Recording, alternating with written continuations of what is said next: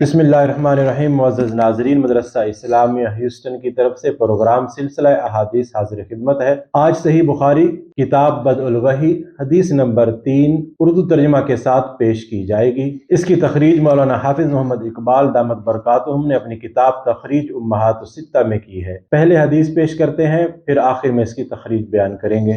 عن عائشہ ام المؤمنین حضرت عائشہ صدیقہ رضی اللہ تعالی عنہا نقل فرماتی ہیں، انہا قالت، انہوں نے بتلایا کہ اول ما بدأ به رسول اللہ صلی اللہ علیہ وسلم من الوحی، حضرت صلی اللہ علیہ وسلم پر وحی کا ابتدائی دور الرؤیا الصالحۃ فی النوم، اچھے سچے پاکیزہ خوابوں سے شروع ہوا۔ فکان لا یرا رؤیا الا جاءت مثل فلق الصبح، آپ صلی اللہ علیہ وسلم خواب میں جو کچھ دیکھتے وہ صبح کی روشنی کی طرح صحیح اور سچا ثابت ہوتا۔ ثم حبب الیہ الخلاء، پھر من جانب اللہ آپ صلی اللہ علیہ وسلم کو خلوت نشینی پسند ہونے لگی۔ وکان یخلو بغار حراء، اور آپ صلی اللہ علیہ وسلم غار حراء میں خلوت نشینی اختیار فرمائی۔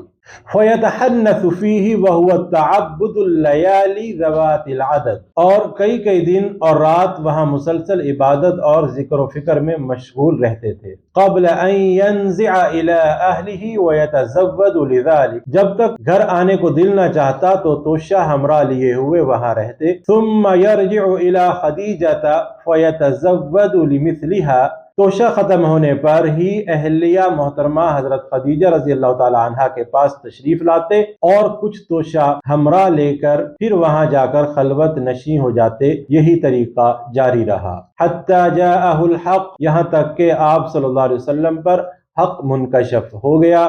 وہو فی غار حراء، اور آپ صلی اللہ علیہ وسلم غار حراء میں قیام پذیر تھے۔ فجاءہ الملک فقال اقرأ، اچانک حضرت جبرائیل امین علیہ السلام آپ صلی اللہ علیہ وسلم کی خدمت میں حاضر ہوئے اور کہنے لگے کہ اے محمد صلی اللہ علیہ وسلم پڑھو۔ قال ما انا بقاری، آپ صلی اللہ علیہ وسلم نے فرمایا کہ میں نے کہا کہ میں پڑھنا نہیں جانتا۔ قال فاخذنی فغطنی حتی بلغ منی الجہد، آپ صلی اللہ علیہ وسلم فرماتے ہیں کہ فرشتے نے مجھے پکڑ کر اتنے زور سے بھینچا کہ میری طاقت جواب دے گئی۔ ثم ارسلنی فقال اقرأ فقلت ما انا بقارئ، پھر مجھے چھوڑ کر کہا کہ پڑھو، اور میں نے پھر وہی جواب دیا کہ میں پڑھا ہوا نہیں ہوں۔ فاخذنی فغطنی الثانیۃ حتی بلغ منی الجہد، اس فرشتے نے مجھ کو دوسری دفعہ بھی نہایت زور سے بھینچا کہ مجھ کو سخت تکلیف محسوس ہوئی۔ ثم ارسلنی فقال اقرأ فقلت ما انا بقاری، پھر مجھے چھوڑ کر کہا پڑھو، میں نے پھر وہی جواب دیا کہ میں پڑھا ہوا نہیں ہوں۔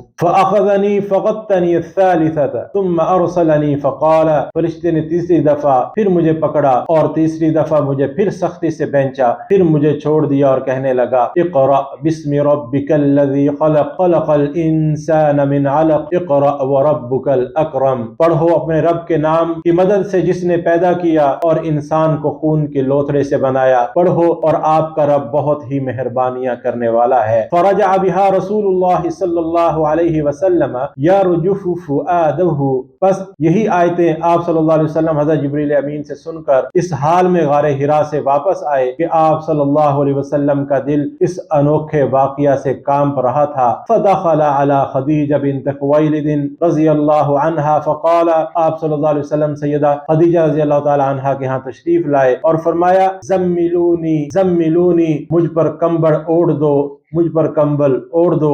فزملوہ حتی ذہب عنہ الروع، پر انہوں نے آپ صلی اللہ علیہ وسلم پر کمبل اوڑھ دیا جب آپ صلی اللہ علیہ وسلم کی وہ کیفیت جاتی رہی۔ فقال لخدیجہ وأخبرها الخبر، تو آپ صلی اللہ علیہ وسلم نے اپنی زوجہ محترمہ حضرت خدیجہ رضی اللہ تعالی عنہا کو تفصیل کے ساتھ یہ واقعہ سنایا اور فرمایا لقد خشیت علی نفسی، مجھے اپنی جان کا خوف ہو گیا تھا۔ فقالت خدیجہ کلا واللہ ما یخزیک اللہ ابدا، آپ صلی اللہ علیہ وسلم کی اہلیہ محترمہ نے فرمایا کہ یا رسول اللہ، آپ صلی اللہ علیہ وسلم کی اہلیہ محترمہ حضرت خدیجہ رضی اللہ تعالی عنہا نے آپ صلی اللہ علیہ وسلم کی ڈھارس بندھائی اور کہا کہ آپ کا خیال صحیح نہیں ہے، خدا کی قسم اللہ آپ کو کبھی بھی تنہا نہیں چھوڑے گا، انک لتصل الرحم، آپ تو اعلیٰ اخلاق کے مالک ہیں، آپ صلہ رحمی کرتے ہیں، وتحمل الکل، بے کسوں کا بوجھ اپنے سر پر رکھ لیتے ہیں، وتکسب المعدوم، مفلسوں کے لیے آپ کماتے ہیں، وتقری الضیف،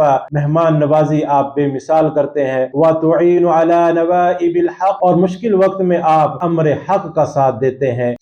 فانطلقت به خدیجہ، تو حضرت خدیجہ حضور صلی اللہ علیہ وسلم کو اپنے ساتھ لے کر حتی اتت به ورقۃ بن نوفل، آپ ورقہ ابن نوفل کے پاس لے کر آئے، جو ابن اسد بن عبد العزہ ابن عم خدیجہ تھا، یعنی وہ آپ صلی اللہ علیہ وسلم کو لے کر ورقہ ابن نوفل کے پاس گئی جو ان کے چچا زاد بھائی تھے۔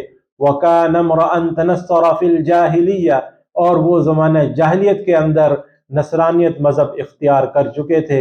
وَكَانَ يَكْتُبُ الْكِتَابَ الْعِبْرَانِيَّةَ، اور وہ عبرانی زبان کے کاتب تھے۔ فَيَكْتُبُ مِنَ الْإِنْجِيلِ بِالْعِبْرَانِيَّةِ مَا شَاءَ اللَّهُ أَنْ يَكْتُبَ، ورقہ ابن نوفل انجیل کو عبرانی زبان کے اندر لکھا کرتے تھے اللہ کی توفیق سے، کیونکہ انجیل سریانی زبان کے اندر نازل ہوئی تھی تو وہ عربی میں اس کا ترجمہ کیا کرتے تھے۔ وَكَانَ شَيْخًا كَبِيرًا قَدْ عَمِيَ، وہ اس قدر بوڑھے تھے کہ ان کے بڑھاپے کی وجہ سے ان کی بینائی رخصت ہو چکی تھی۔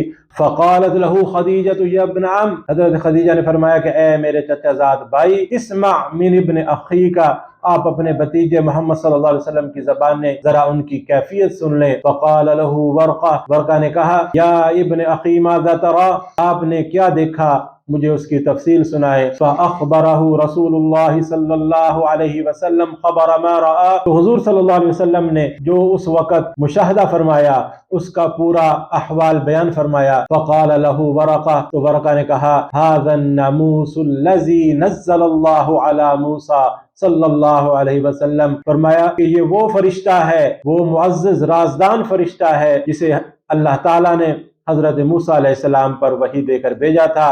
یا لیتنی فیہا جزعا، کاش میں آپ کے اس عہد نبوت کے شروع ہونے پر میں جوان عمر ہوتا۔ لیتنی اکون حیا، کاش میں اس وقت زندہ رہتا۔ اذ یخرجک قومک، جب آپ کی قوم آپ کو اس شہر سے نکال دے گی۔ فقال رسول اللہ صلی اللہ علیہ وسلم آوا مخرجیہم، رسول صلی اللہ علیہ وسلم نے سن کر تعجب سے پوچھا کہ کیا وہ لوگ مجھے نکال دیں گے حالانکہ میں تو ان میں صادق و امین اور مقبول ہوں۔ قال نعم لم یأت رجل قط بمثل ما جئت به الا عودیا، ورقہ بولا ہاں یہ سب کچھ سچ ہے، مگر جو شخص بھی آپ کی طرح امر حق لے کر آیا لوگ اس کے دشمن ہو جاتے ہیں۔ وَإِن يُدْرِكْنِي يَوْمُكَ، اگر مجھے وہ زمانہ نبوت مل جائے، انصر کا نصرا مؤزرا، تو میں آپ کی پوری پوری مدد کروں گا۔ ثم لم ينشب ورقۃ ان توفی، مگر پھر ورقہ کچھ دنوں کے بعد انتقال کر گیا۔ وفتر الوحی، پھر اس کے بعد کچھ عرصہ تک وحی کی آمد موقوف رہی۔ رواہ بخاری، حدیث نمبر 3۔ ناظرین، اس کے بعد اس حدیث کی تخریج جو حضرت مولانا حافظ محمد اقبال دامت برکاتہم نے اپنی کتاب تخریج امہات الستہ کے اندر کی، حضرت عائشہ رضی اللہ تعالی عنہا سے اس باب کے اندر اسی طرح کی 16 احادیث پائی جاتی ہیں، جن میں سے امام بخاری رحمۃ اللہ علیہ نے حدیث نمبر 3 جو ہم نے بیان کی، حدیث نمبر 3322، حدیث نمبر 4953، حدیث نمبر 4955، حدیث نمبر 4956، حدیث نمبر 4957، 6982 نمبر،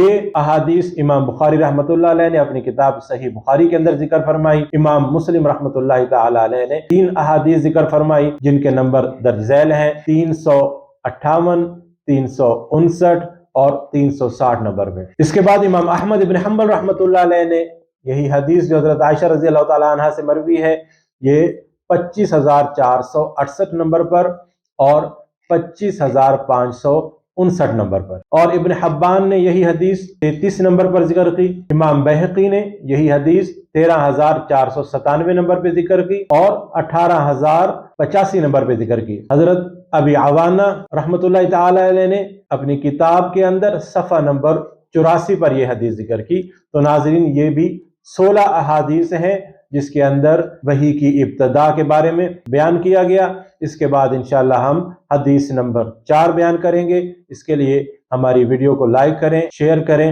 اور سبسکرائب کریں تاکہ یہ سلسلہ آپ تک مسلسل پہنچتا رہے۔ وآخر دعوانا ان الحمد للہ رب العالمین۔